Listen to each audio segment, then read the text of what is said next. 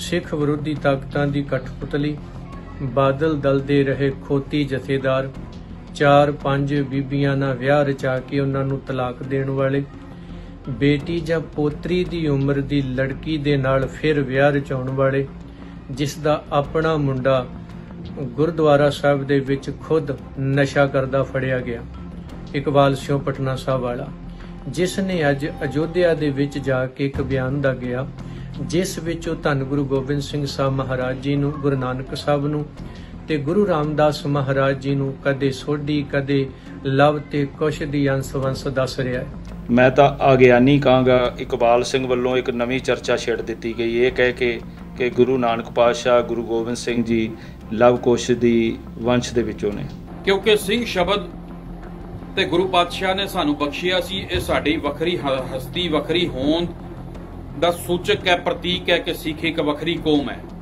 सिख दे नाम नाल सिंह लाया जांदा ते औरत दे नाम दे नाल कोर लगाया जांदा है, परंतु जिहड़ा आप ये गल कहे कि मैं सिख है ही नहीं, मैं वखरा है ही नहीं, ते उस दे नाम दे नाल अगे सिंह शब्द लाना, ये वखरी होंद ते वखरी हस्ती दा जो सूचक है, इसका अपमान करना होएगा, तौहीन करनी होएगी। वाहिगुरू जी का खालसा, वाहिगुरू जी की फतेह। गुरु प्यारिओ, राम मंदिर का भूमि पूजन प्रोग्राम जिथे जाण वास्ते श्री अकाल तख्त साहिब के जथेदार ने सारिया सिख जथेबंदियां नूं मना कीता सी, पर फिर भी अखाती जथेदार जिस दे उत्ते पहला भी कई इल्जाम लगे ने ते जो पहला भी बहुत सारिया घटिया बयानबाजियां कर चुकिया है, भगवें एजेंडियां दे हथ विच चढ़ के इकबाल सिंह ओह उत्थे पहुंचिया भी ते उसने अजिही घटिया बयानबाजी की जिसने सिख कौम के हिरदे वलुंदर के रख दिते। इस मसंद ने उत्थे जाके कहा कि धन श्री गुरु गोबिंद सिंह जी लव दे अंश वंश सन। जी हाँ, राम दा वड्डा पुत्र लव ਅਤੇ गुरु नानक देव जी विष्णु के अवतार सन। अजिहे इकबाल नाम के व्यक्ति दे नाल हुण तां सिंह भी नहीं लगाया जा सकता ते जथेदार कहना तां बहुत दूर की गल है। ते नाल ही जेकर नरेंद्र मोदी की गल की जाए तो उसने जो कुछ कहा तुहानूं ओह भी चंगी तरह पता है कि गुरु गोबिंद सिंह जी ने तां गोविंद रामायण लिखी सी, पर वो रामायण अज तक ना तो कभी सिख ने किसी ने पढ़ी है ते ना ही कभी वेखी है। ये सिर्फ भगवें एजेंडियां दियां ओह घटिया कोझियां चालां ने, ओह राजनीतियां ने जो चाहदियां ने कि सिख कौम नूं कुराहे पाया जा सके, नौजवानी नूं कुराहे पाया जा सके, सिख कौम का वजूद मिटाया जा सके। पर करने वाले सिंह अज भी बहुत सारे जिउंदे ने मौजूद ने जो यह कतई बर्दाश्त नहीं करते। इस सारे मसले के उत्ते आखिर की कह रहे ने भाई बलदेव सिंह वडाला, करनैल सिंह जी, पीर मुहम्मद, भाई गुरमीत सिंह, मारते हैं एक नजर। वाहिगुरू जी का खालसा, वाहिगुरू जी की फतेह। सिख विरोधी ताकतां दी कठपुतली, बादल दल दे रहे खोती जथेदार, 4-5 बीबियां नाल विआह रचा के उन्हां नूं तलाक देण वाले, बेटी जां पोतरी दी उम्र दी लड़की दे नाल फिर विआह रचाउण वाले, जिस दा अपना मुंडा गुरुद्वारा साहिब दे विच खुद नशा करदा फड़िया गया, इकबाल सिंह पटना साहब वाला, जिस ने अज अयोध्या दे विच जाके एक बयान दा गया जिस विच ओह धन गुरु गोबिंद सिंह साहब महाराज जी नूं, गुरु नानक साहब नूं ते गुरु रामदास महाराज जी नूं कदे सोढी कदे लव ते कुश दी अंश वंश दस रहा है। बेनती करदिआं संगत नूं, समुचे संसार भर नूं गुरु नानक साहब जी दा जिहड़ा अंश वंश है, ना हम हिंदू ना मुसलमान, खालसा मेरो रूप है खास, आनंदपुर साहब दे वासीआं, अकाल दे पुजारीआं, ये साडी अंश वंश है। और साडा रहत नामिया ते गुरु साहब जी दे अपने बचन ने, मैं ना गणेशे प्रथम मनाऊं, किशन बिशन कबहू न त्याऊं, ये साडी अंश वंश है। पाए गहे जब ते तुमरे तब ते को आंख तरे नहीं आन्यो, राम रहीम पुराण कुरान अनेक कहे मत एक न मान्यो, सिमरत शास्त्र वेद सब है बहु भेद कहे हम एक न जानियो, श्री अस्पान कृपा तुमरी कर मैं न कहियो, सब तोहे वखानियो। साडी अंश वंश है जागत जोत जपै निसबासुर, एक बिना मन नैक न आनै, पूरन प्रेम प्रतीत सजय व्रत गोर मड़ी मठ भूल न मानै, तीर्थ दान दया तप संजम एक बिना नह एक पछानै, पूरन जोत जागै घट मैं तब खालस ताहे नखालस जानै। ये साडी अंश वंश है ਤੇ ਬੇਨਤੀ ਕਰਦੇ ਹਾਂ ਸਮੁੱਚੇ ਸਿੱਖ ਜਗਤ ਨੂੰ, ਇਹ ਹਿਰਦੇ ਵੇਦਕ ਜਿਹੜਾ ਅੱਜ ਇਹਨਾਂ ਨੇ ਬਿਆਨ ਦਿੱਤਾ ਹੈ, ਆਓ ਗੁਰਦੁਆਰਾ ਪ੍ਰਬੰਧ ਸੁਧਾਰ ਲਹਿਰ ਦਾ ਹਿੱਸਾ ਬਣੋ। ਗੁਰੂ ਘਰਾਂ ਦੇ ਵਿੱਚੋਂ ਗੰਦੀ ਰਾਜਨੀਤੀ ਬਾਹਰ ਕੱਢੀਏ ਤਾਂ ਜੋ ਪੰਥ ਦੇ ਖੇਮੇ ਦੇ ਵਿੱਚ ਸ਼ੇਰ ਦੀ ਖੱਲ ਪਾ ਕੇ ਇਕਬਾਲ ਸਿਉਂ ਵਰਗੇ ਖੋਤੇ ਤੁਰੇ ਫਿਰਦੇ ਨੇ, ਇਹਨਾਂ ਨੂੰ ਪੱਕੇ ਤੌਰ ਤੇ ਗੁਰੂ ਪੰਥ ਦੇ ਖੇਮੇ ਚੋਂ ਬਾਹਰ ਕੀਤਾ ਜਾ ਸਕੇ ਔਰ ਸਮੁੱਚੀ ਮਾਨਵਤਾ ਤੱਕ ਦੱਸ ਦਿੱਤਾ ਜਾਏ ਸਿੱਖ ਇੱਕ ਵੱਖਰੀ ਕੌਮ ਹੈ, ਸਿੱਖ ਇੱਕ ਨਿਆਰਾ ਹੈ, ਆਨੰਦਪੁਰ ਸਾਹਿਬ ਦਾ ਵਾਸੀ ਹੈ, ਕਿਰਤ ਕਰਨ ਨਾਮ ਜਪਣ ਵਿੱਚ ਵੰਡ ਛਕਣ 'ਚ ਭਰੋਸਾ ਰੱਖਦਾ ਹੈ। ਕਿਸੇ ਉਹ ਮੁਬਾਰਕਬਾਦ ਜਿਹੜੇ ਲੋਕ ਦੇਵੀ ਦੇਵਤਿਆਂ ਦੇ ਪੁਜਾਰੀ ਨੇ, ਪਰ ਸਿੱਖ ਦੇਵੀ ਦੇਵਤਿਆਂ ਦਾ ਪੁਜਾਰੀ ਨਹੀਂ, ਅਕਾਲ ਦਾ ਪੁਜਾਰੀ ਹੈ। ਇਸ ਲਈ ਸਾਰੇ ਆਓ ਗੁਰਦੁਆਰਾ ਪ੍ਰਬੰਧ ਸੁਧਾਰ ਲਹਿਰ ਦਾ ਹਿੱਸਾ ਬਣੋ।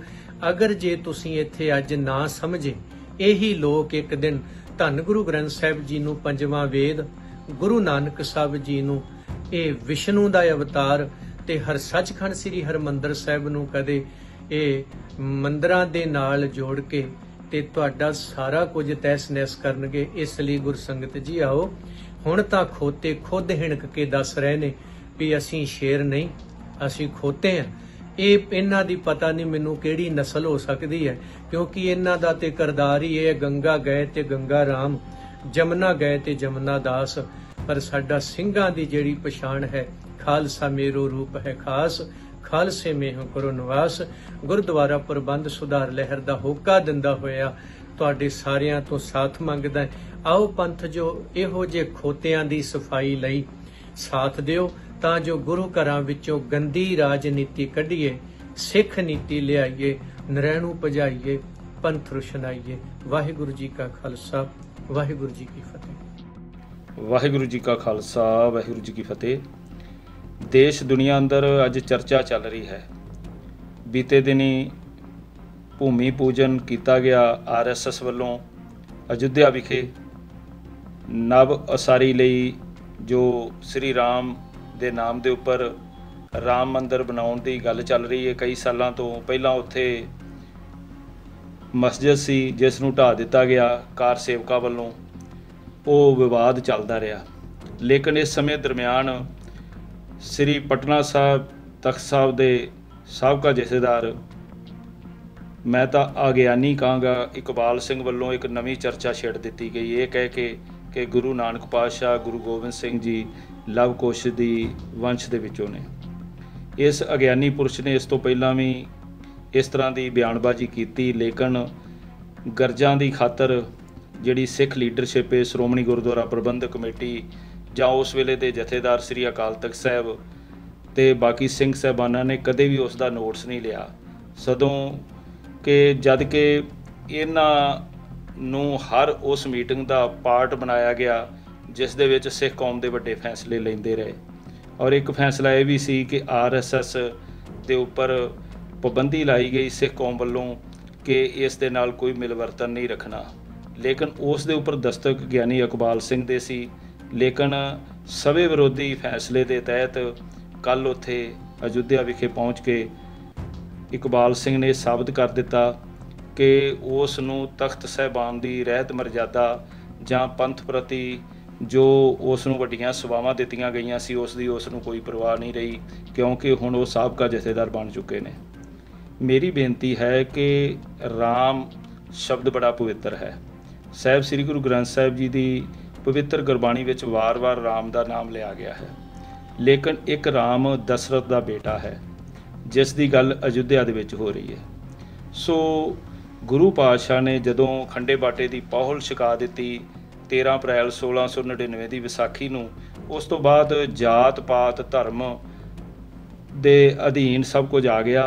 ਉੱਥੇ ਕੋਈ ਜਾਤ ਪਾਤ ਨਹੀਂ ਰਹੇਗੀ, ਕੇਵਲ ਤੇ ਕੇਵਲ ਧਰਮੀ ਮਨੁੱਖ। ਜਿਹੜੀ ਸਭ ਤੋਂ ਮਾੜੀ ਗੱਲ ਹੋਈ ਹੈ ਉਹ ਇਹ ਹੋਈ ਹੈ ਕਿ ਦੇਸ਼ ਦੇ ਪ੍ਰਧਾਨ ਮੰਤਰੀ ਸ੍ਰੀ ਨਰਿੰਦਰ ਮੋਦੀ ਨੇ ਉੱਥੇ ਗੋਬਿੰਦ ਨਰੈਣ ਦੀ ਜਿਹੜੀ ਗੋਬਿੰਦ ਰਮਾਇਣ ਦੀ ਗੱਲ ਕੀਤੀ ਹੈ।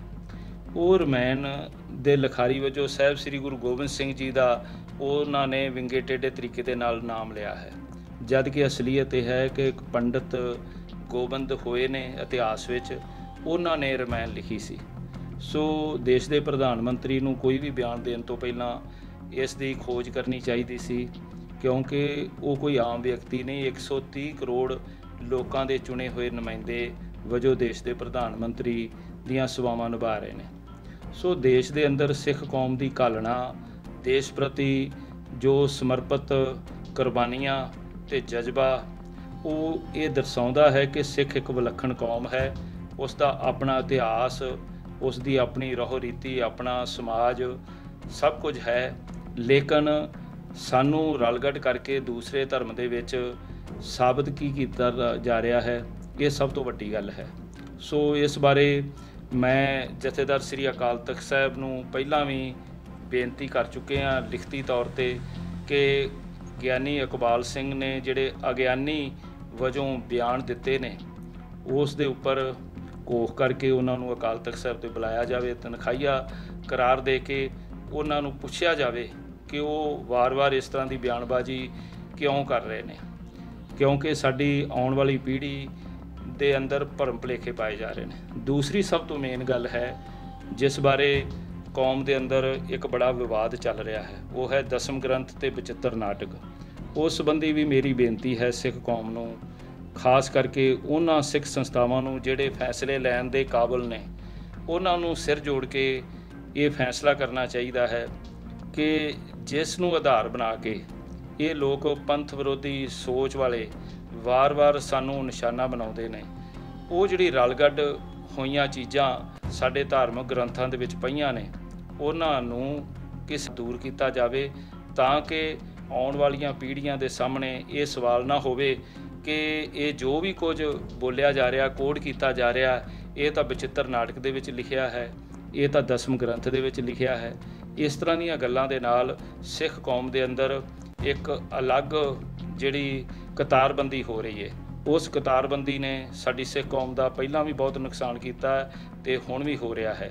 ਜਿਹੜੀਆਂ ਚੀਜ਼ਾਂ ਅਸੀਂ ਆਪਣੀ ਕੌਮ ਦੇ ਸਾਹਮਣੇ ਜਨਤਕ ਤੌਰ ਦੇ ਉੱਤੇ ਪ੍ਰਗਟ ਹੀ ਨਹੀਂ ਕਰ ਸਕਦੇ, ਉਹਨਾਂ ਨੂੰ ਸਾਡੇ ਧਾਰਮਿਕ ਗ੍ਰੰਥਾਂ ਦੇ ਵਿੱਚ ਰੱਖਣ ਦਾ ਕੋਈ ਫਾਇਦਾ ਨਹੀਂ ਹੈਗਾ। ਸੋ ਇਸ ਸੰਬੰਧ ਦੇ ਵਿੱਚ ਸਾਨੂੰ ਸਾਰਿਆਂ ਨੂੰ ਸੋਚ ਵਿਚਾਰ ਕਰਨੀ ਚਾਹੀਦੀ ਹੈ। ਇੱਕ ਪਾਸੇ ਉਹ ਲੋਕ ਜਿਹੜੇ RSS ਦਾ ਵਿਰੋਧ ਕਰਦੇ ਨੇ, ਦੂਸਰੇ ਪਾਸੇ RSS ਵੱਲੋਂ ਪਰੋਸੇ ਹੋਏ ਉਹ ਜਿਹੜੇ ਸ਼ਬਦਾਵਲੀ ਹੈ, ਉਹ ਸਾਡੇ ਧਾਰਮਿਕ ਗ੍ਰੰਥਾਂ ਦੇ ਵਿੱਚ ਜਦੋਂ ਸਾਨੂੰ ਮਿਲੇਗੀ ਤਾਂ ਸਾਡੇ ਬੱਚੇ ਸਾਨੂੰ ਸਵਾਲ ਕਰਨਗੇ ਹੀ ਕਰਨਗੇ। ਸੋ ਸਾਨੂੰ ਸੋਚਣ ਤੇ ਵਿਚਾਰਨ ਦੀ ਲੋੜ ਹੈ। ਪਵਿੱਤਰ ਗੁਰਬਾਣੀ ਧੁਰ ਕੀ ਬਾਣੀ ਆਈ ਤਿਨ ਸਗਲੀ ਚਿੰਤ ਮਿਟਾਈ, ਇੱਕ ਓਂਕਾਰ ਤੋਂ ਲੈ ਕੇ 18-10-20 ਤੱਕ ਜੋ 1430 ਅੰਗ ਨੇ, ਉਹ ਪਵਿੱਤਰ ਗੁਰਬਾਣੀ ਗੁਰੂ ਗ੍ਰੰਥ ਸਾਹਿਬ ਜੀ ਦੇ ਲੜ ਸਾਨੂੰ ਗੁਰੂ ਪਾਤਸ਼ਾਹ ਲਾ ਕੇ ਗਏ ਨੇ। ਔਰ ਦਸਮ ਗ੍ਰੰਥ ਤੇ ਬਚਿੱਤਰ ਨਾਟਕ ਵਰਗੇ ਜਿਹੜੇ ਧਾਰਮਿਕ ਗ੍ਰੰਥ ਨੇ, ਉਹਨਾਂ ਦੇ ਵਿੱਚ ਜੋ ਵੀ ਕੁਝ ਰਲਗੱਡ ਹੈ ਉਸ ਨੂੰ ਸਿਰ ਜੋੜ ਕੇ ਬੈਠ ਕੇ ਵਿਚਾਰ ਕਰਕੇ ਉਹ ਚੀਜ਼ਾਂ ਬਾਹਰ ਕੱਢ ਦੇਣੀਆਂ ਚਾਹੀਦੀਆਂ, ਜਿਸ ਦਾ ਜ਼ਿਕਰ ਕਰਕੇ ਇਹ ਲੋਕ ਹਮੇਸ਼ਾ ਸਿੱਖ ਕੌਮ ਦੇ ਅੰਦਰ ਭਰਮ ਭੁਲੇਖੇ ਪੈਦਾ ਕਰਦੇ ਨੇ। ਵਾਹਿਗੁਰੂ ਜੀ ਕਾ ਖਾਲਸਾ, ਵਾਹਿਗੁਰੂ ਜੀ ਕੀ ਫਤਿਹ। ਵਾਹਿਗੁਰੂ ਜੀ ਕਾ ਖਾਲਸਾ, ਵਾਹਿਗੁਰੂ ਜੀ ਕੀ ਫਤਿਹ। ਅਯੋਧਿਆ ਦੇ ਵਿੱਚ ਪੂਜਨ ਭੂਮੀ ਕਾਰਿਆਕਰਮ ਦੇ ਸਮੇਂ ਪਟਨਾ ਸਾਹਿਬ ਦੇ ਇਕਬਾਲ ਸਿੰਘ ਨੇ ਇੱਕ ਜਿਹੜੀ ਸਟੇਟਮੈਂਟ, ਇੱਕ ਬਿਆਨ ਦਿੱਤਾ ਹੈ BBC ਦੇ ਵਿੱਚ ਕਿ ਗੁਰੂ ਗੋਬਿੰਦ ਸਿੰਘ ਜੀ ਰਾਮਚੰਦਰ ਦੇ ਵੱਡੇ ਪੁੱਤਰ ਲਵ ਦੇ ਵੰਸ਼ਜ ਸਨ ਤੇ ਗੁਰੂ ਨਾਨਕ ਦੇ ਪਾਤਸ਼ਾਹ ਵਿਸ਼ਨੂੰ ਦਾ ਅਵਤਾਰ ਸਨ। ਇਸ ਇਕਬਾਲ ਸਿੰਘ ਨੂੰ ਇਸ ਬਿਆਨ ਤੋਂ ਬਾਅਦ ਸਿੰਘ ਕਹਿਣਾ ਮੈਂ ਸਮਝਦਾ ਕਿ ਗੁਰੂ ਪਾਤਸ਼ਾਹ ਦੇ ਬਖਸ਼ੇ ਹੋਏ ਇਸ ਸਰਨੇਮ ਦੀ ਤੋਹੀਨ ਹੋਏਗੀ, ਕਿਉਂਕਿ ਸਿੰਘ ਸ਼ਬਦ ਤੇ ਗੁਰੂ ਪਾਤਸ਼ਾਹ ਨੇ ਸਾਨੂੰ ਬਖਸ਼ਿਆ ਸੀ, ਇਹ ਸਾਡੀ ਵੱਖਰੀ ਹਸਤੀ, ਵੱਖਰੀ ਹੋਂਦ ਦਾ ਸੂਚਕ ਹੈ, ਪ੍ਰਤੀਕ ਹੈ ਕਿ ਸਿੱਖ ਇੱਕ ਵੱਖਰੀ ਕੌਮ ਹੈ। ਸਿੱਖ ਦੇ ਨਾਂ ਨਾਲ ਸਿੰਘ ਲਾਇਆ ਜਾਂਦਾ ਤੇ ਔਰਤ ਦੇ ਨਾਮ ਦੇ ਨਾਲ ਕੋਰ ਲਗਾਇਆ ਜਾਂਦਾ, ਪਰੰਤੂ ਜਿਹੜਾ ਆਪ ਇਹ ਗੱਲ ਕਵੇ ਕਿ ਮੈਂ ਸਿੱਖ ਹੈ ਹੀ ਨਹੀਂ, ਮੈਂ ਵੱਖਰਾ ਹੈ ਹੀ ਨਹੀਂ, ਤੇ ਉਸ ਦੇ ਨਾਮ ਦੇ ਨਾਲ ਅੱਗੇ ਸਿੰਘ ਸ਼ਬਦ ਲਾਣਾ, ਇਹ ਵੱਖਰੀ ਹੋਂਦ ਤੇ ਵੱਖਰੀ ਹਸਤੀ ਦਾ ਜੋ ਸੂਚਕ ਹੈ, ਇਸ ਦਾ ਅਪਮਾਨ ਕਰਨਾ ਹੋਏਗਾ, ਤੋਹੀਨ ਕਰਨੀ ਹੋਏਗੀ। ਅਸਲ ਦੇ ਵਿੱਚ ਇਹ ਇਕਬਾਲ ਸਿੰਘ ਨਹੀਂ, ਇਹ ਇਕਬਾਲ ਸਿਉਂ ਹੈ। ਇਸ ਨੂੰ ਸਿਉਂ ਕਹਿਣਾ ਠੀਕ ਹੈ। ਇਹ ਇਕਬਾਲ ਸਿਉਂ ਜਿਹੜਾ ਕਿ ਪਹਿਲੇ ਵੀ ਪਟਨਾ ਸਾਹਿਬ ਦੇ ਵਿੱਚ ਸੇਵਾਦਾਰ ਹੋਣ ਦੇ ਸਮੇਂ ਗਾਏ ਵਗਾਏ ਇਹੋ ਜਿਹੀਆਂ ਬਿਆਨਬਾਜ਼ੀਆਂ, ਬਕਵਾਸਬਾਜ਼ੀਆਂ ਜਿਹੜਾ ਕਰਦਾ ਰਹਿੰਦਾ ਸੀ, ਅੱਜ ਇਸ ਨੇ ਸਾਰੀਆਂ ਹੱਦਾਂ ਬੰਨਾਂ ਪਾਰ ਕਰਦਿਆਂ ਹੋਇਆਂ ਇੱਕ ਨੈਸ਼ਨਲ ਚੈਨਲਾਂ ਦੇ ਉੱਪਰ ਆਣ ਕੇ, ਇੰਟਰਨੈਸ਼ਨਲ ਚੈਨਲਾਂ ਤੇ ਆਣ ਕੇ ਇਸਨੇ ਬਿਆਨ ਦਿੱਤਾ ਹੈ ਕਿ ਗੁਰੂ ਗੋਬਿੰਦ ਸਿੰਘ ਜੀ ਰਾਮਚੰਦਰ ਦੇ ਵੱਡੇ ਪੁੱਤਰ ਲਵ ਦੇ ਵੰਸ਼ਜ ਸਨ ਤੇ ਗੁਰੂ ਨਾਨਕ ਦੇ ਪਾਤਸ਼ਾਹ ਜੀ ਮਹਾਰਾਜ ਜਿਹੜੇ ਸਨ ਉਹ ਵਿਸ਼ਨੂੰ ਦੇ ਅਵਤਾਰ ਸਨ। ਲੱਖ ਦੀ ਲਾਨਤ ਹੈ ਤੇਰੀ ਸੋਚ ਦੇ ਉੱਤੇ, ਆਪਣੇ ਆਪ ਨੂੰ ਤੂੰ ਸਿੱਖ ਕਹਾਉਂਦਾ ਹੈ। ਸ਼ਰਮ ਨਹੀਂ ਆਈ ਤੈਨੂੰ ਬੇਸ਼ਰਮਾ ਇਹੋ ਜਿਹੇ ਬਿਆਨ ਦਿੰਦਿਆਂ? ਗੁਰੂ ਇਹ ਗੱਲ ਕਵੇ, ਜਿਸ ਗੁਰੂ ਨੂੰ ਤੂੰ ਲਵ ਦਾ ਵੰਸ਼ਜ ਕਹਿ ਰਿਹਾ ਹੈ, ਉਹ ਗੁਰੂ ਇਹ ਗੱਲ ਕਹਿੰਦਾ, ਪੜ੍ਹ ਤਾਂ ਲੈਂਦਾ ਕਿ ਜਬ ਲਗ ਖਾਲਸਾ ਰਹਿ ਨਿਆਰਾ ਤਬ ਲਗ ਤੇਜ ਦਿਓ ਮੈਂ ਸਹਾਰਾ, ਜਬ ਇਹ ਗਹਿ ਵਿਪਰਨ ਕੀ ਰੀਤ ਮੈਂ ਨਾ ਕਰੂੰ ਇਨਕੀ ਪ੍ਰਤੀਤ। ਤੇ ਪਿਤਾ ਇਹ ਗੱਲ ਕਹਿੰਦਾ ਹੈ, ਗੁਰੂ ਪਿਤਾ, ਤੇ ਤੂੰ ਇਹ ਗੱਲ ਕਹਿੰਦਾ ਹੈ ਕਿ ਉਹ ਲਵ ਦੇ ਵੰਸ਼ਜ ਸਨ। ਹੁਣ ਜਿਹੜਾ ਪੁੱਤਰ ਆਪਣੇ ਪਿਤਾ ਦੇ ਉੱਤੇ ਸ਼ੰਕੇ ਖੜਾ ਕਰੇ ਤੇ ਐਸੇ ਪੁੱਤਰ ਨੂੰ ਸਮਾਜ ਕੀ ਕਹਿੰਦਾ ਹੈ, ਕਿਸ ਨਾਂ ਦੇ ਨਾਲ ਉਹਨੂੰ ਲਾਣਤਾ ਪਾਉਂਦਾ ਹੈ, ਮੇਰੇ ਕਹਿਣ ਦੀ ਜ਼ਰੂਰਤ ਨਹੀਂ, ਮੈਂ ਸ਼ਬਦਾਵਲੀ ਇਸਤੇਮਾਲ ਨਹੀਂ ਕਰਨਾ ਚਾਹੁੰਦਾ, ਤੁਸੀਂ ਸਾਰੇ ਜਾਣਦੇ ਹੋ। ਇਹ ਉਹਨਾਂ ਲਾਣਤਾ ਦਾ ਹੱਕਦਾਰ ਹੈ, ਇਹ ਇਕਬਾਲ ਸਿਉਂ। ਸ਼ਰਮ ਕਰ ਮੂਰਖਾ, ਸ਼ਰਮ ਕਰ, ਤੈਨੂੰ ਸ਼ਰਮ ਨਹੀਂ? ਆਰਐਸਐਸ ਦਾ ਟੁਕੜ ਬੋਚ ਬਣ ਕੇ ਤੂੰ ਉਹਨਾਂ ਦੇ ਟੁਕੜਿਆਂ ਤੇ ਪਲਣ ਵਾਲਾ ਅੱਜ ਸਿੱਖੀ ਸਰੂਪ ਦੇ ਵਿੱਚ ਅੱਜ ਸਿੱਖੀ ਨੂੰ ਕਲੰਕ ਲਾ ਰਿਹਾ, ਢਾਹ ਲਾ ਰਿਹਾ ਹੈ। ਅੱਜ ਚਾਹੀਦਾ ਪੰਥਕ ਜਥੇਬੰਦੀਆਂ ਨੂੰ ਕਿ ਜਦੋਂ ਦਾ ਇਹ ਬਕਵਾਸਬਾਜ਼ੀਆਂ ਕਰ ਰਿਹਾ ਹੈ, ਇਸ ਨੂੰ ਸਿੱਖ ਕੌਮ ਨੇ ਬਖਸ਼ਿਆ ਕਿਉਂ ਹੋਇਆ? ਪੰਥਕ ਜਥੇਬੰਦੀਆਂ ਅੱਗੇ ਆਉਣ ਤੇ ਆਣ ਕੇ ਇਸ ਦਾ ਮੂੰਹ ਭੰਨਣ। ਤੇ ਮੈਂ ਬੇਨਤੀ ਕਰਾਂਗਾ ਅਕਾਲ ਤਖਤ ਸਾਹਿਬ ਦੇ ਜਥੇਦਾਰ ਸਾਹਿਬ ਨੂੰ ਕਿ ਜਥੇਦਾਰ ਸਾਹਿਬ ਹੁਣ ਜਾਗੋ, ਜਾਗਣ ਦਾ ਵੇਲਾ ਹੈ। ਵੇਖੋ ਇਹੋ ਜੀਆਂ ਪਨੋਤੀਆਂ ਜਿਹੜੀਆਂ ਸਿੱਖ ਕੌਮ ਦੇ ਉੱਤੇ ਬੋਝ ਬਣੇ ਹੋਏ ਨੇ। ਤਿੰਨ ਵਿਆਹ ਕਰਨ ਵਾਲਾ ਇਹ ਇਕਬਾਲ ਸਿਉਂ ਕਿਹੋ ਜਿਹੇ ਬਿਆਨ ਦੇ ਰਿਹਾ ਹੈ। ਅੱਜ ਸਾਡੇ ਗੁਰੂ ਦੀ ਬਖਸ਼ੀ ਹੋਈ ਵੱਖਰੀ ਹੋਣ ਤੇ ਵੱਖਰੀ ਹਸਤੀ ਤੇ ਸਵਾਲ ਖੜੇ ਕਰ ਰਿਹਾ। ਇਸ ਮੂਰਖ ਨੂੰ ਕਿਸ ਨੇ ਅਧਿਕਾਰ ਦਿੱਤਾ ਸਵਾਲ ਖੜੇ ਕਰਨ ਦਾ? ਇਸ ਨੂੰ ਤਲਬ ਕਰੋ, ਪੰਥ ਵਿੱਚੋਂ ਛੇਕੋ ਇਸ ਨੂੰ, ਕਿਉਂਕਿ ਜੇ ਇਹ ਵੱਖਰੀ ਹੋਣ ਤੇ ਵੱਖਰੀ ਹਸਤੀ ਨੂੰ ਮੰਨਦਾ ਹੀ ਨਹੀਂ ਤੇ ਇਸ ਦਾ ਸਿੱਖ ਕੌਮ ਦੇ ਵਿੱਚ ਕੀ ਕੰਮ ਹੈ? ਇਸ ਨੂੰ ਸਿੱਖ ਕੌਮ ਦੇ ਵਿੱਚੋਂ ਦਫਾ ਕਰੋ, ਬਾਹਰ ਕੱਢੋ। ਇਹੋ ਜਿਹਿਆਂ ਦੀ ਸਾਨੂੰ ਜ਼ਰੂਰਤ ਨਹੀਂ ਸਿੱਖ ਕੌਮ ਨੂੰ, ਇਹੋ ਜਿਹੇ ਟੁੱਕੜ ਬੋਚਾਂ ਦੀ। ਦੂਸਰੀ ਅਰਜ਼ ਮੈਂ ਕਰਨੀ ਚਾਹਾਂਗਾ, ਸਾਡੇ ਦੇਸ਼ ਦੇ ਪ੍ਰਧਾਨ ਮੰਤਰੀ ਸਾਹਿਬ ਤੁਸੀਂ ਵੀ ਇੱਕ ਬਿਆਨ ਦਿੱਤਾ ਹੈ ਬੋਲਦਿਆਂ ਕਿ ਗੁਰੂ ਗੋਬਿੰਦ ਸਿੰਘ ਜੀ ਨੇ ਗੋਬਿੰਦ ਰਮਾਇਣ ਜਿਹੜੀ ਹੈ ਲਿਖੀ ਹੈ। ਤੁਹਾਡੇ ਵਾਸਤੇ ਓਪੋਜੀਸ਼ਨ ਪਾਰਟੀਆਂ ਜਿਹੜੀਆਂ ਨੇ ਇਹ ਸਵਾਲ ਖੜੇ ਕਰਦੀਆਂ ਨੇ ਕਿ ਜਿਹੜੇ ਸਾਡੇ ਦੇਸ਼ ਦੇ ਪ੍ਰਧਾਨ ਮੰਤਰੀ ਨੇ ਉਹ ਫੇਂਕਦੇ ਨੇ ਬਿਨਾਂ ਤੱਥਾਂ ਦੇ ਆਧਾਰ ਤੇ, ਇਤਿਹਾਸਕ ਆਧਾਰਾਂ ਦੇ ਉੱਤੇ, ਉਹ ਬਿਨਾਂ ਕਿਸੇ ਸਬੂਤਾਂ ਦੇ ਬਿਆਨ ਦੇ ਦਿੰਦੇ ਨੇ। ਤੇ ਅੱਜ ਤੁਸੀਂ ਸਿੱਖ ਧਰਮ ਦੇ ਉੱਤੇ ਇਹ ਸਵਾਲ ਖੜਾ ਕਰਕੇ ਇਸ ਤਰ੍ਹਾਂ ਦਾ ਬਿਆਨ ਦੇ ਕੇ ਸਵਾਲ ਪੈਦਾ ਕਰ ਦਿੱਤਾ ਹੈ ਕਿ ਵਾਕਈ ਚ ਓਪੋਜੀਸ਼ਨ ਜੋ ਗੱਲ ਕਹਿੰਦੀ ਹੈ ਸੱਚ ਕਹਿੰਦੀ ਹੈ। ਮੈਂ ਤੁਹਾਨੂੰ ਪੁੱਛਣਾ ਚਾਹੁੰਦਾ, ਸਵਾਲ ਹੈ ਕਿ ਤੁਸੀਂ ਇਹ ਗੱਲ ਕਹੀ ਕਿ ਗੁਰੂ ਗੋਬਿੰਦ ਸਿੰਘ ਜੀ ਨੇ ਗੋਬਿੰਦ ਰਮਾਇਣ ਲਿਖੀ, ਕਿਹੜੇ ਤੱਥਾਂ ਦੇ ਆਧਾਰ ਤੇ ਤੁਸੀਂ ਇਹ ਗੱਲ ਬਿਆਨ ਦਿੱਤਾ ਹੈ? ਗੁਰੂ ਪਾਤਸ਼ਾਹ ਨੇ ਕਦੋਂ, ਕਿਹੜੇ ਸਨ ਦੇ ਵਿੱਚ, ਕਿਹੜੀ ਜਗ੍ਹਾ ਦੇ ਉੱਤੇ, ਕਿਹੜੇ ਇਤਿਹਾਸਕ ਸਰੋਤਾਂ ਤੇ ਹਵਾਲੇ ਦੇ ਨਾਲ ਤੁਸੀਂ ਇਹ ਬਿਆਨ ਦਿੱਤਾ ਹੈ ਕਿ ਗੁਰੂ ਪਾਤਸ਼ਾਹ ਨੇ ਕਿਹੜੇ ਸਨ ਦੇ ਵਿੱਚ, ਕਿਹੜੀ ਜਗ੍ਹਾ ਦੇ ਵਿੱਚ ਬੈਠ ਕੇ ਇਹ ਗੋਬਿੰਦ ਰਮਾਇਣ ਲਿਖੀ? 23-24 ਸਾਲ ਹੋ ਗਏ ਮੈਨੂੰ ਵੀ ਪ੍ਰਚਾਰਕ ਫੀਲਡ ਦੇ ਵਿੱਚ, ਮੈਂ ਨਹੀਂ ਪੜਿਆ ਕਿਤੇ ਕਿ ਗੁਰੂ ਗੋਬਿੰਦ ਸਿੰਘ ਪਾਤਸ਼ਾਹ ਨੇ ਗੋਬਿੰਦ ਰਮਾਇਣ ਲਿਖੀ ਹੋਵੇ। ਤੇ ਤੁਸੀਂ ਇਹ ਝੂਠ ਬੋਲ ਕੇ ਬਿਨਾਂ ਤੱਥਾਂ ਦੇ ਆਧਾਰਾਂ ਦੇ ਤੁਸੀਂ ਇਹ ਬਿਆਨ ਦੇ ਕੇ ਦੇਸ਼ ਨੂੰ ਗੁੰਮਰਾਹ ਕੀਤਾ ਹੈ। ਪ੍ਰਧਾਨ ਮੰਤਰੀ ਦੇ ਮੂੰਹ ਤੋਂ ਇਹੋ ਜਿਹੇ ਸ਼ਬਦ, ਇਹੋ ਜਿਹਾ ਝੂਠ ਜਿਹੜਾ ਉਹ ਚੰਗਾ ਨਹੀਂ ਲੱਗਦਾ। ਤੁਸੀਂ ਅੱਗੇ ਤਾਂ ਬਿਨਾਂ ਤੱਥਾਂ ਦੇ ਆਧਾਰ ਤੇ ਬਿਆਨ ਦੇ ਦਿੰਦੇ ਹੋ। ਕਦੀ ਤੁਸੀਂ ਕਹਿੰਦੇ ਹੋ ਕਿ 600 ਕਰੋੜ ਲੋਕਾਂ ਨੇ ਸਾਨੂੰ ਵੋਟ ਦਿੱਤੀ, ਕਦੀ ਤੁਸੀਂ ਗੁਰੂ ਨਾਨਕ ਦੇਵ ਪਾਤਸ਼ਾਹ, ਕਦੀ ਭਗਤ ਕਬੀਰ ਜੀ ਅਤੇ ਕਦੀ ਗੋਰਖਨਾਥ ਨੂੰ ਇਕੱਠਿਆਂ ਬਿਠਾ ਕੇ ਚਰਚਾ ਕਰਾਉਂਦੇ ਹੋ ਬਿਨਾਂ ਇਤਿਹਾਸਕ ਹਵਾਲਿਆਂ ਦੇ, ਸਰੋਤਾਂ ਦੇ, ਤੇ ਅੱਜ ਤੁਸੀਂ ਇਹ ਬਿਆਨ ਦੇ ਦਿੱਤਾ। ਮੈਂ ਬੇਨਤੀ ਕਰਾਂਗਾ ਅਕਾਲ ਤਖਤ ਸਾਹਿਬ ਦੇ ਜਥੇਦਾਰ ਸਾਹਿਬ ਨੂੰ ਕਿ ਜਥੇਦਾਰ ਸਾਹਿਬ ਅੱਜ ਆਪਣੀ ਸੁਰਤ ਨੂੰ ਉੱਚਾ ਚੁੱਕੋ, ਟਿਕਾਓ, ਅਕਾਲੀ ਫੁੱਲਾ ਸਿੰਘ ਵਰਗੀ ਜੁਰਤ ਆਪਣੇ ਅੰਦਰ ਲੈ ਕੇ ਆਓ ਤੇ ਇਹਨਾਂ ਲੋਕਾਂ ਨੂੰ, ਇਕਬਾਲ ਸਿੰਘ ਵਰਗੇ ਲੋਕਾਂ ਨੂੰ, ਕਿਉਂਕਿ ਪ੍ਰਧਾਨ ਮੰਤਰੀ ਜਾਂ ਬਾਕੀਆਂ ਨੂੰ ਤਾਂ ਅਸੀਂ ਬਾਅਦ ਦੇ ਵਿੱਚ ਕਹੀਏ, ਪਰੰਤੂ ਇਹ ਜਿਹੜੇ ਸਿੱਖੀ ਰੂਪ ਦੇ ਵਿੱਚ ਜੜੇ ਅੱਜ ਇਹ ਵਿਪਰ ਸਾਡੇ ਵਿੱਚ ਬੈਠੇ ਨੇ, ਜਿਹੜੇ ਸਿੱਖੀ ਰੂਪ ਦੇ ਵਿੱਚ ਹੋ ਕੇ ਅੱਜ ਗੁਰੂ ਪਾਤਸ਼ਾਹ ਨਾਨਕ ਗੁਰੂ ਗੋਬਿੰਦ ਸਿੰਘ ਪਾਤਸ਼ਾਹ ਦੇ ਵਰਸੋਏ ਹੋਏ ਇਸ ਨਿਰਮਲ ਨਿਰਾਲੇ ਖਾਲਸਾ ਪੰਥ ਨੂੰ ਵਿਪਰਵਾਦ ਦੇ ਖਾਰੇ ਤੇ ਗਹਿਰੇ ਸਾਗਰ ਦੇ ਵਿੱਚ ਗਰਕ ਕਰਨ ਦੀਆਂ ਯੋਜਨਾਵਾਂ ਬਣਾ ਰਹੇ ਨੇ ਇਹ ਟੁਕੜ ਬੋਚ। ਅੱਜ ਇਹਨਾਂ ਤੋਂ ਸਿੱਖ ਕੌਮ ਨੂੰ ਖਤਰਾ ਹੈ, ਕਿਉਂਕਿ ਗਰਕ ਉਹ ਆਗ ਲੱਗ ਗਈ, ਗਰਕ ਹੀ ਚਿਰਾਗ ਸੀ।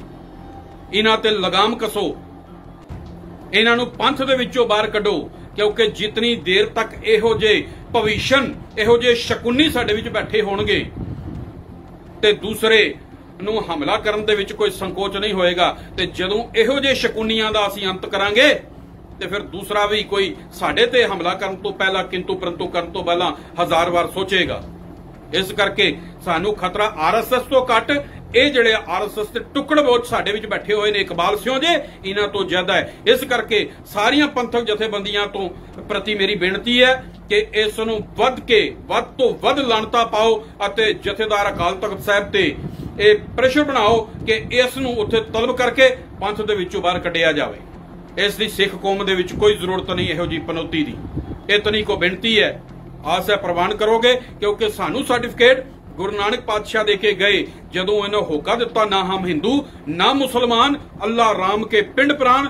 9 ਗੁਰੂ ਸਾਹਿਬਾਨ ਨੇ ਗੁਰੂ ਪਾਤਸ਼ਾਹ ਦੇ ਇਸ ਉਪਦੇਸ਼ ਨੂੰ ਆਪਣੇ ਖੂਨ ਦੇ ਨਾਲ ਸੰਚਿਆ ਤੇ 10ਵੇਂ ਜਾਮੇ ਦੇ ਵਿੱਚ ਗੁਰੂ ਕਲਗੀਧਰ ਪਾਤਸ਼ਾਹ ਨੇ 1699 ਦੀ ਵਿਸਾਖੀ ਨੂੰ ਸੰਪੂਰਨਤਾ ਕਰਕੇ ਖਾਲਸਾ ਪੰਥ ਦੀ ਇੱਕ ਨਿਸ਼ਾਨ ਸਾਹਿਬ ਦੇ ਥੱਲੇ ਇੱਕ ਗੁਰੂ ਗ੍ਰੰਥ ਸਾਹਿਬ ਜੀ ਮਹਾਰਾਜ ਦੇ ਸਾਨੂੰ ਲੜ ਲਾ ਕੇ 1708 ਦੀ ਰਾਤ ਨੂੰ ਇੱਕ ਅਕਾਲ ਪੁਰਖ ਵਾਹਿਗੁਰੂ ਦੇ ਨਾਲ ਜੋੜ ਕੇ ਗਏ ਸਨ। ਸਾਨੂੰ ਸਾਡਾ ਗੁਰੂ ਸਰਟੀਫਿਕੇਟ ਦੇ ਕੇ ਗਿਆ, ਸਾਨੂੰ ਕਿਸੇ ਹੋਰ ਤੋਂ ਵੱਖਰਾ ਹੋਣ ਦਾ ਵੱਖਰੀ ਹਸਤੀ ਹੋਣ ਦਾ ਸਰਟੀਫਿਕੇਟ ਲੈਣ ਦੀ ਜ਼ਰੂਰਤ ਨਹੀਂ। ਵਾਹਿਗੁਰੂ ਜੀ ਕਾ ਖਾਲਸਾ ਵਾਹਿਗੁਰੂ ਜੀ ਕੀ ਫਤਿਹ। ਗੁਰੂ ਪਿਆਰਿਓ, ਅੰਤ ਤਾਂ ਇੱਕੋ ਹੀ ਗੱਲ ਕਹਿਣਾ ਚਾਹਾਂਗੇ, ਸਿੱਖ ਕੌਮ ਨੂੰ ਢਾਹ ਲਾਉਣ ਵਾਸਤੇ ਪਹਿਲਾਂ ਹੀ ਬਹੁਤ ਸਾਰੀਆਂ ਤਾਕਤਾਂ ਜ਼ੋਰ ਲਾ ਚੁੱਕੀਆਂ ਨੇ। ਬਹੁਤ ਸਾਰੇ ਵੱਡੇ ਸ਼ਾਹਜਹਾਂ ਵਰਗੇ 30 ਮਾਰ ਖਾਂ ਨੇ ਮੱਥਾ ਲਾ ਕੇ ਇਸ ਕੌਮ ਨਾਲ ਵੇਖ ਲਿਆ ਹੈ, ਪਰ ਹਰ ਕਿਸੇ ਨੂੰ ਇਸ ਕੌਮ ਦੇ ਸਾਹਮਣੇ ਗੋਡੇ ਟੇਕਣੇ ਹੀ ਪਏ ਨੇ, ਕਿਉਂਕਿ ਸਿੱਖ ਕੌਮ ਉਹ ਕੌਮ ਹੈ ਜੋ ਹਰ ਧਰਮ ਹਰ ਵਰਗ ਵਾਸਤੇ ਅੱਜ ਤੱਕ ਲੜਦੀ ਆਈ ਹੈ, ਜਿਸ ਨੇ ਕਦੇ ਵੀ ਕਿਸੇ ਦੇ ਨਾਲ ਮਤਰੇਈ ਮਾਂ ਵਾਲਾ ਸਲੂਕ ਨਹੀਂ ਕੀਤਾ, ਜੋ ਹਮੇਸ਼ਾ ਲੋਕ ਸੇਵਾ ਲੋਕ ਭਲਾਈ ਲੋਕ